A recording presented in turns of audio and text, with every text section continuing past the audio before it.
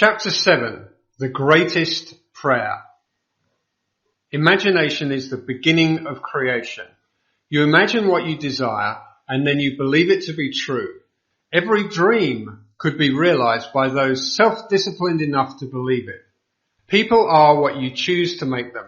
A man is according to the manner in which you look at him. You must look at him with different eyes before he will objectively change. Two men looked from prison bars. One saw the mud and the other saw the stars.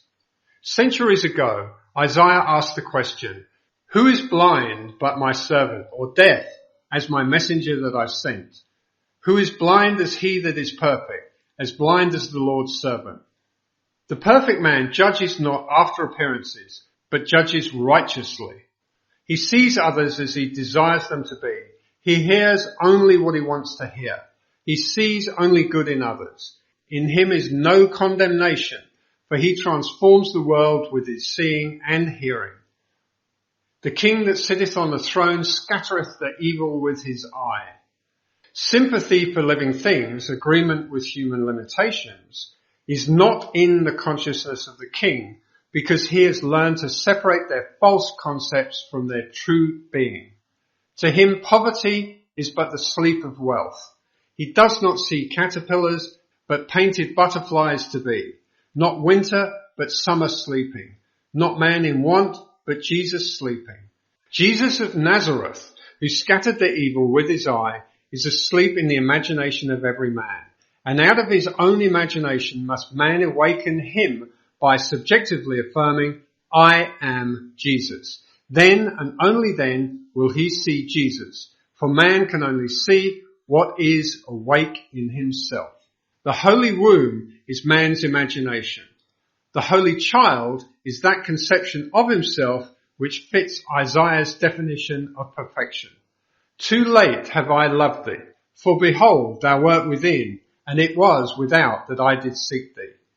It is your own consciousness that you must turn to as to the only reality. There and there alone you awaken that which is asleep.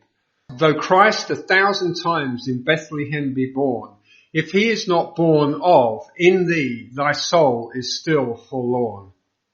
Creation is finished. You call your creation into being by feeling the reality of the state you would call. A mood attracts its affinities, but it does not create what it attracts. A sleep is called by feeling, "I am sleepy." So too is Jesus Christ called by the feeling, "I am Jesus Christ." Man sees only himself. Nothing befalls man that is not the nature of himself. People emerge out of the mass betraying their close affinity to your moods as they are engendered.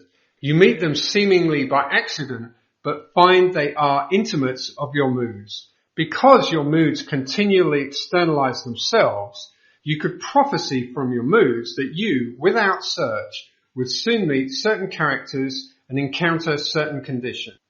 Therefore, call the perfect one into being by living in the feeling, "I am Christ." For Christ is the one concept of self through which can be seen the unveiled realities of eternity.